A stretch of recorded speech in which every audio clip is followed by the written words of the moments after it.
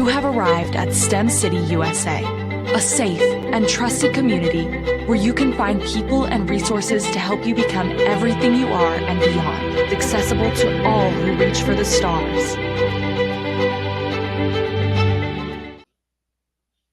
Hi everyone, my name is Celia Hurst and I am a 17-year-old senior from Sarasota, Florida. Welcome to the BEYA Stars and Stripes Career Day. Our theme today is College Day. We're your Stars and Stripes Career Day ambassadors and we are led by Lieutenant General Bruce Crawford, retired. We are also a movement. You have joined a movement to give teens like you and me the opportunity to see firsthand some of the best careers in the world.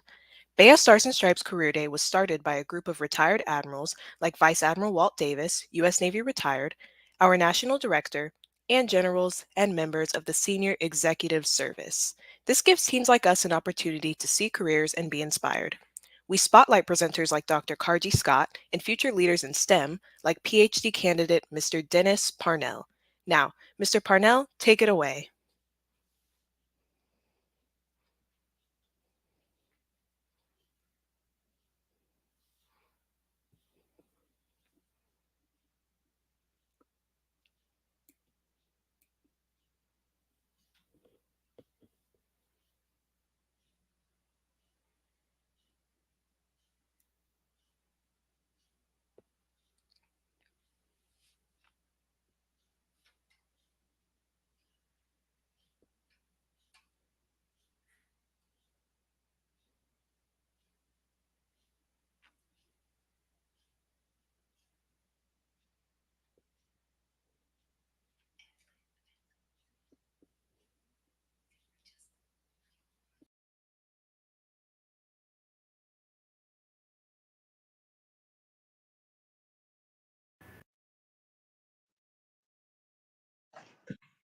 I'm sorry. I hope you can hear me now. Good morning. My name is Dennis Parnell, and I am a mechanical engineering PhD student at the University of Florida. I'm not just an engineer, I am also a former athlete and a student leader. On this day, I want to encourage you, become an engineer. And now I will turn it over to Matthew Timble.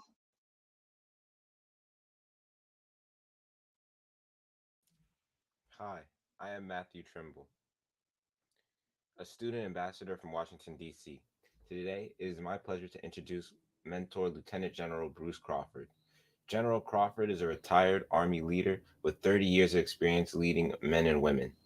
He was most recently the Army Chief Information Officer for the computer systems in the Army.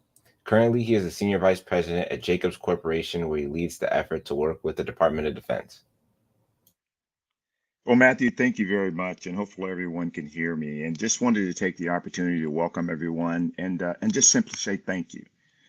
Thank you for your commitment to enabling the next greatest generation of leaders, and that's those who are come behind us.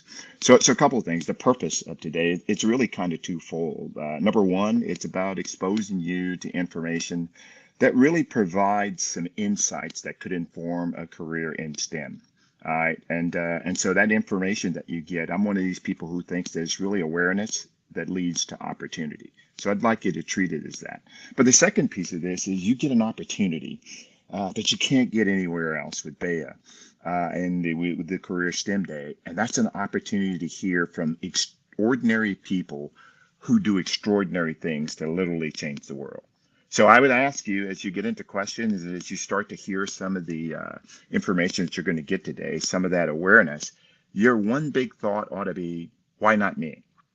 You know, because that's what success looks like in the future, that one of you is going to be replacing one of our speakers in the next 15 years or so, and it'll be you presenting. And so with that, again, welcome everyone. And Mariah, over to you. Thank you, General Crawford. Good morning. I'm Moria, a 16-year-old BEYA Stars and Stripes student ambassador from Gainesville, Florida. Today, we have Dr. Carjie Scott, the Education Equalizer, author of You Are Accepted, How to Get Accepted into College and Life. Dr. Scott spent most of her career committed to maximizing education opportunities for students particularly Black and minority students. From serving non-traditional students at ITT Technical Institute to taking on issues with racism, inequalities, and sexism at Vanderbilt University, Dr. Scott is a true education advocate. Dr. Scott is the perfect example of paying it forward as she paves the way by sharing the lessons she's learned along the way. Over to you, Dr. Scott.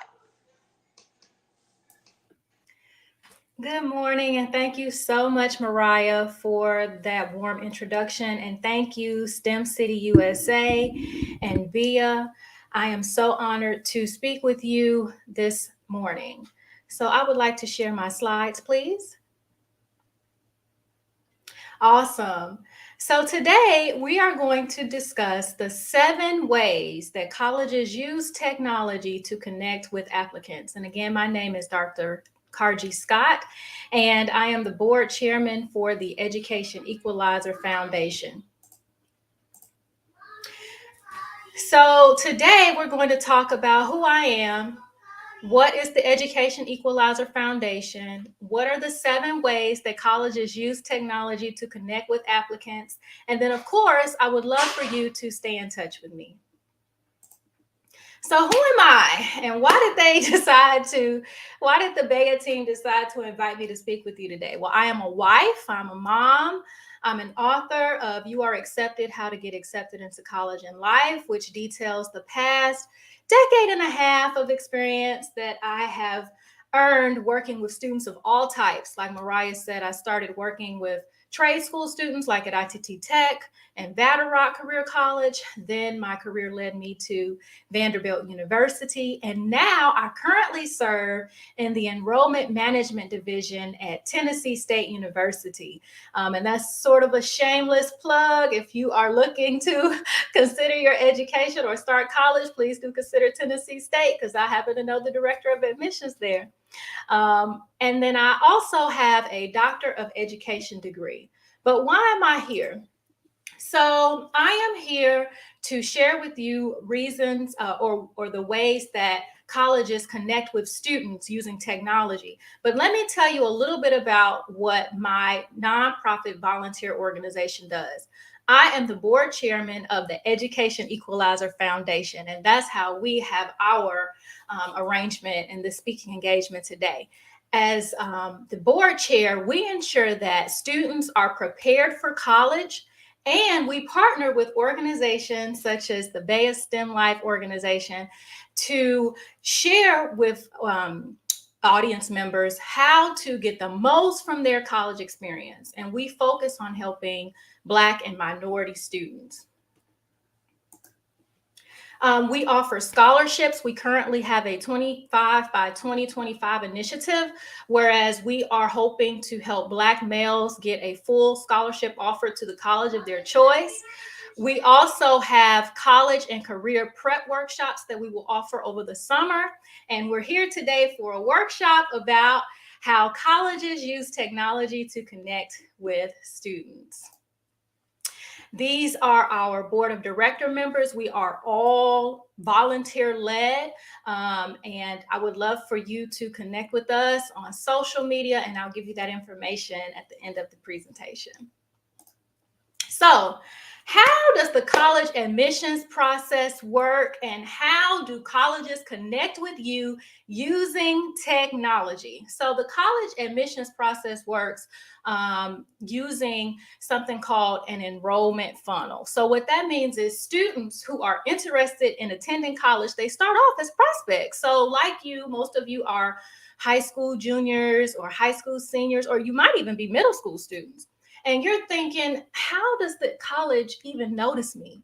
How do I reach out to the college? Well, you're in that stage, you are considered a prospect to the college. So I'm going to give you the behind the scenes information that colleges use. And I may use some of the terminology that colleges use when you are starting the college search process as a prospective, AKA prospect student.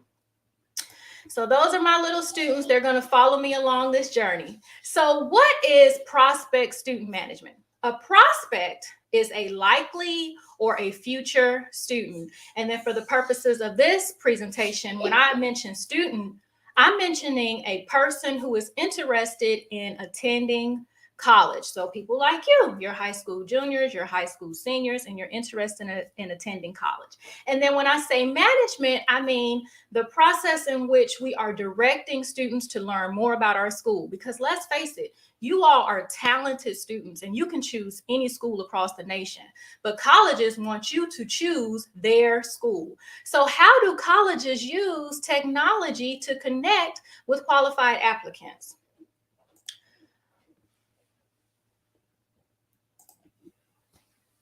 So one of the ways is we use your data. So when you are interested in learning more about a school, what's the first thing that you do? Typically, you may visit their website and you'll fill out an interest form and you'll give us your graduation year so that we can determine, are you a middle school student? Are you a high school student? Are you a senior? That better helps us to determine how soon you can start with us. And then we're trying to figure out your location. So are you an in-state student? Are you out of state? Are you international? Oftentimes, colleges have recruiters who are assigned to a specific territory. And depending on the territory that they're in, that allows the college to know who is going to contact you to give you information. They may even send a recruiter to your area. And then the colleges want to know your program of interest. Does the college even offer the program that you're looking for? The colleges want to connect you with the program that you're interested in soon so that they can start sending you information. That program can send you information about what you're interested in. And then the college wants to know your GPA and your test scores because they want to see if you fit the class profile. Are you the typical student that would fit in based on your test scores and your GPA? So one question to ask yourself when you're filling out this data and you're giving them your information, if you're wanting to try to predict your predictability of being admitted, is looking at my GPA and my test scores and where I'm from. Does my application fit the class profile?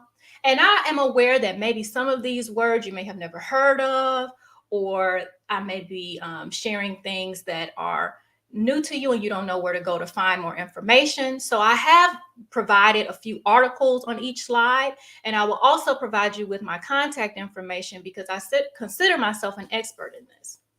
So the second way that colleges reach out to students using technology is through chatbots. So you might notice that when you have visited a college's website, a chatbot may appear. And that's your opportunity to speak with someone via bot. And oftentimes it's a virtual assistant. And so the messages are canned messages. So you really want to be prepared when you're speaking with a chatbot. You want to maybe have an ID number if you have one already from your application. If not an ID number, maybe just your full name and your date of birth so that they can figure out who you are. You may want to know which office you are requesting to speak with, if possible. And then you want to also just remember that whenever you interact with a college, oftentimes your conversations are recorded. So even though you may be talking with the body, you may assume that you're not talking to a real person. You're still in the interview stage, you're still in the prospect stage. So you want to put your best foot forward and communicate and articulate with full sentences, even when you're with a chatbot.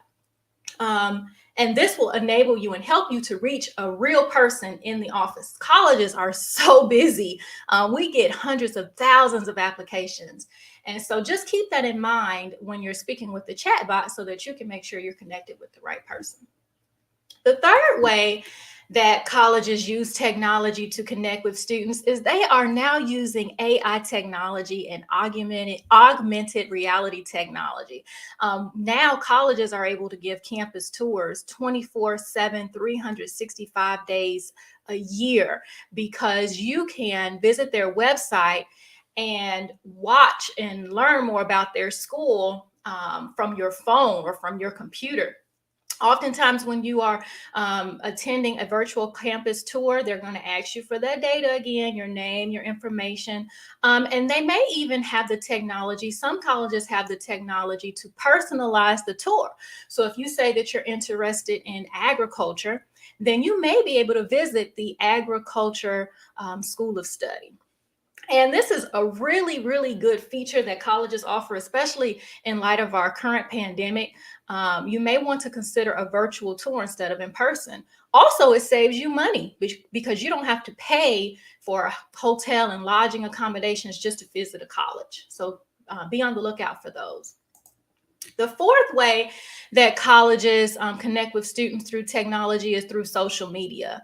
And so one really important question to ask yourself is, what is my digital footprint? What's on my social media? What do I have on my TikTok, my Instagram, my Twitter? And if I do decide to open one, I need to keep that in mind because colleges are checking your social media.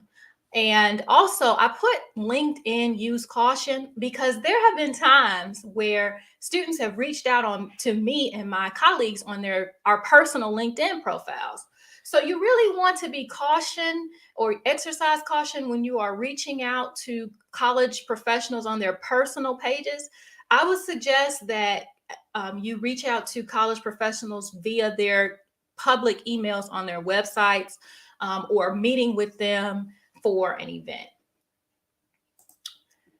So the fifth way that colleges reach out to you using technology is they record your interaction. So when you visit their websites, when you get an email from them and you click on the email links, when you like them on social media, when you attend visits, the colleges, or don't attend, when you RSVP and don't attend, the colleges know they're recording those interactions.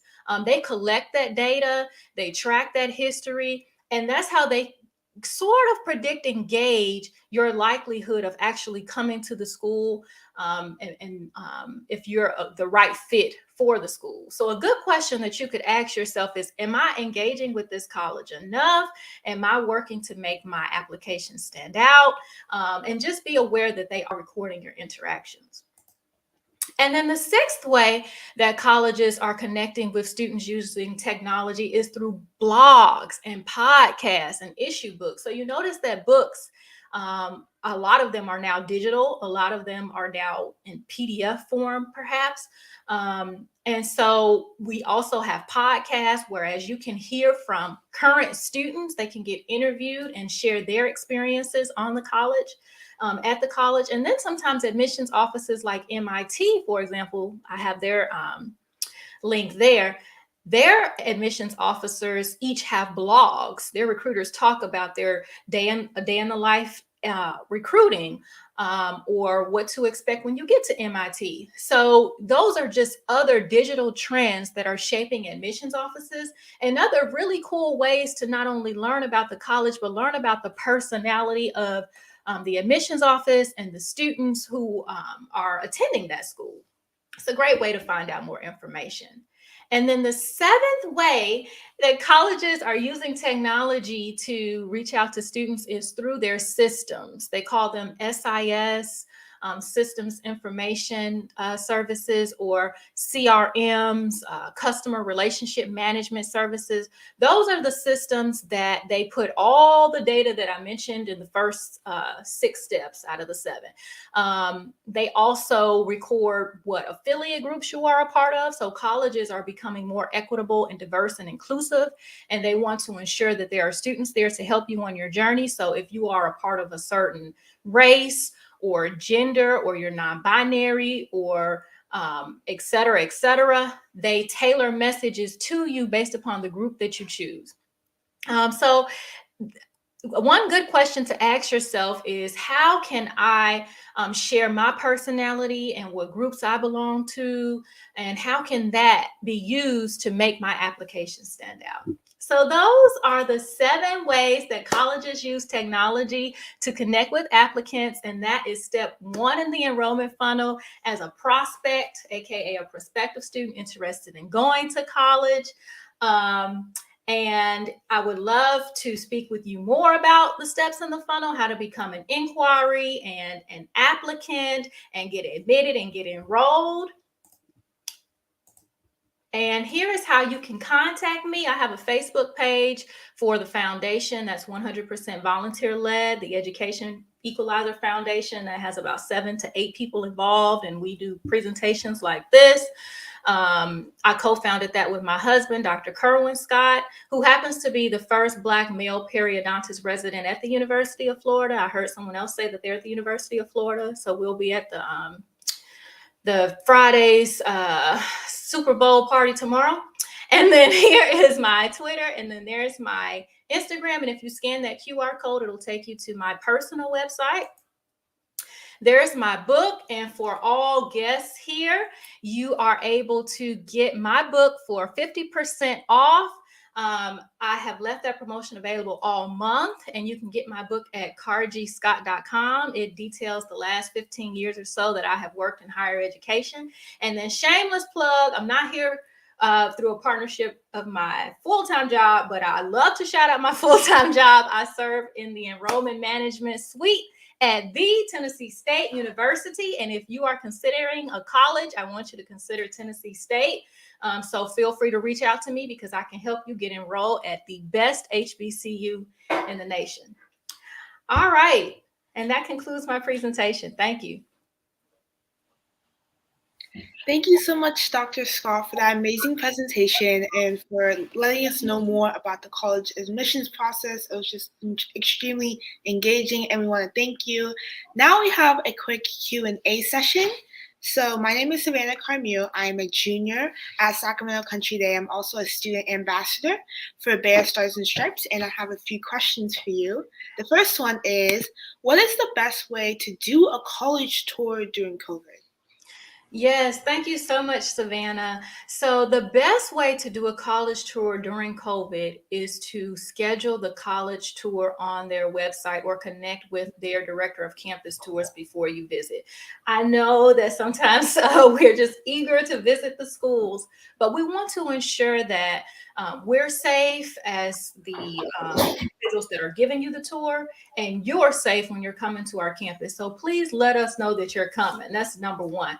And then number two is, if you have been vaccinated, please do bring that, because some colleges do require to see that vaccination card, and exercise CDC guidelines. So wear your mask and etc. And then the third thing, I mentioned this one in the presentation, you could take a virtual tour as well. Some colleges are now using augmented reality, which will allow you to tour the college from your smartphone. So I hope that answers your question on how to visit colleges during COVID. Thank you so much for that insight. The second question that we have for you today is, what advice would you give to your 17-year-old self? Yeah, so I would tell my 17-year-old self, because she was a senior in high school. So I would tell her to really make sure that you are looking at all of the options available to you when you're choosing a college. Try to sell yourself in the application and apply for as many scholarships as possible. And study a major that's going to give me a return on my investment, so that after I graduate and when I use my degree, I'd be able to contribute to society, doing something that I love, and make some good money doing that. That's amazing. And the third question we have is, why is this mission so important to you? Yes, so this mission is important to me because I am someone whose life was saved because I attended college, and I've seen other students' lives change after they have earned a college degree. And let's face it, there are some careers, and since we're in the STEM presentation, like if you want to be a petroleum engineer or aerospace engineer or a geoscientist or a mobile application developer, you're going to have to go to college to do that. So that's why this mission is important to me, is because I want to help students, particularly Black and minority students, understand and value their college experience, because it saved my life, and I know it saved the lives of others. That's amazing. Thank you so much. And then the fourth question we have is, who is your mentor? What are some of the best advice that you've gotten from them?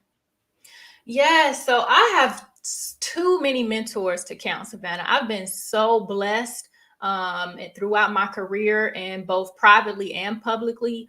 I've had people who have gone out of their way to pour into me and hold me accountable and check me and expect the best from me. But I would say that the best advice that I've gotten from them is just fine. You know, I think of that Mary J. Blige song, Just Fine. I wouldn't change my life. My life's just fine. I'm so excited about the Super Bowl tomorrow. I heard there's going to be some football there, but my mentors have just always said, you know what, take it easy on yourself. Keep going, make mistakes, fall forward.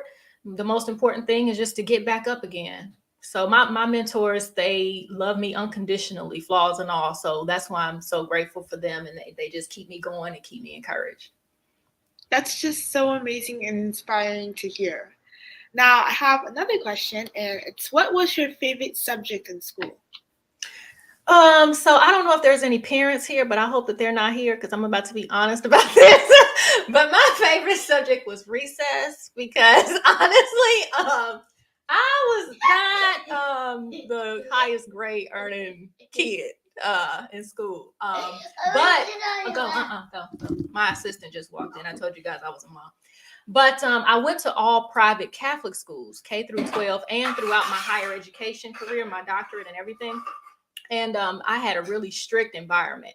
And so in order for me to really enjoy recess and have a good time, I had to get good grades and pay attention in class. So recess was my favorite time of school and my favorite subject. And it actually motivated me to do better in my other classes so I can go and have a good time with my friends. Another question we have is, what inspires you? Yes, what inspires me is my family and my children. I want them to have a life that is better than me. I think all parents want that for their kids. And so that's why I know, as young people say, quote unquote, go as hard as I do, is because I'm trying to build legacy for them and motivate them and keep them encouraged. So my children and my husband, of course, my husband inspires me as well. He motivates me and keeps me grounded and also checks me. So my family, it's my family that inspires me. That's so nice. And then we have a question from the audience. Velma Richardson asks, what about financial aid beyond scholarships? Yes. Hi, Velma. Thank you so much for tuning in and giving us this question. So, yes, the first thing that students want to do, and this opens every year on October 1st, is they want to complete their FAFSA, which is a mnemonic. It stands for Free Application for Federal Student Aid. And they want to list the school codes that the schools that they're interested in on that FAFSA so that those schools can get that FAFSA application. That lets the college know your EFC, which is another mnemonic, expected family contribution. And that will enable the financial aid office to issue your financial aid award, which consists of grants and loans. So that goes beyond scholarships. And as it relates to scholarships, I wouldn't only rely on getting an offer from the college that you want to attend, although those are great.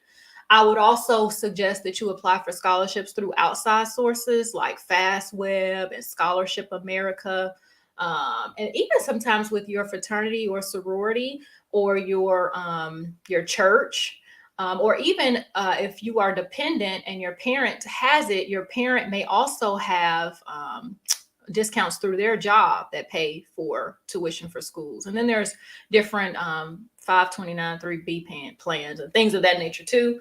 But everybody has my contact information now. So I'm so happy to help you navigate that. Another question we have from Quan Hurst is, can you give us tips for making our social media accounts presentable to colleges? Oh, Quan, I'm so glad that you asked about making social media accounts presentable. This new Generation Z is so tech savvy and just so digital, and they put their lives on social media, and we love it as college admissions advisors because we get to know students before they even start school with us. And it has actually made me transition to become more open about my life so that I can create relationships with this new generation. And so I would say, and I tell this to my kids, which they're not on social media, but if they were to get on there, whatever you put on the internet is going to be on the internet for the rest of your life. So really be careful about what you put on there, because even if you hit delete, or even if you think it's on Snapchat, it doesn't go away. So the best tip, if I were to give one, because I do things in numbers, so I always can find 7 things, and I can come back for that presentation if you guys want. But the number one tip is just to remember that once it's out there, it's out there. So really be careful about what you put out there. Does it represent you? If a college administrator saw it, what would they think? Maybe even before you post, show it to, a teacher or a guidance counselor and get their opinion about it first. If you're making your social media just to attract colleges. But I hope that answers your question, Quan. Thank you. Thank you so much, Dr. Scott, for being on and for answering our questions. We really appreciate your time. And now it is the close of the STEM Life stream. I'm going to turn it over to Moria, and she will wrap us up. Thank you all for participating in the BEYA Stars and Stripes Career Day. It has been such an honor to get to be inspired by so many leaders, such as Dr. Carjie Scott. Thank you. Remember, you are also invited to participate in the BEYA Stars and Stripes online conference in Washington, D.C., February 17th to 19th. You can visit historically Black colleges and universities, participate in the career fair with direct access to hiring recruiters, and learn about lots of technology training courses available through STEM City USA, the first metaverse.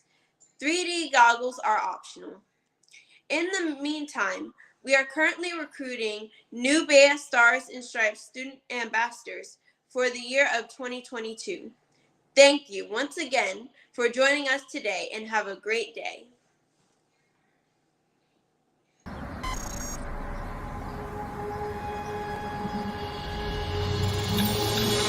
I will be the last to fall. BEYA. It's the moment in your eyes when the future becomes clear. The opportunities ahead, the visions, and the dreams.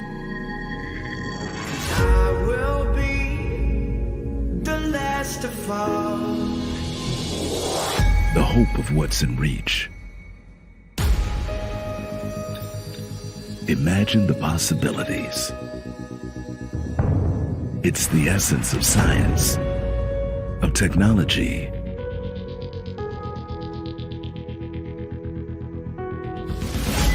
a world of careers unleashed. Everything you need to bring out the best in your career, you can get at BEYA.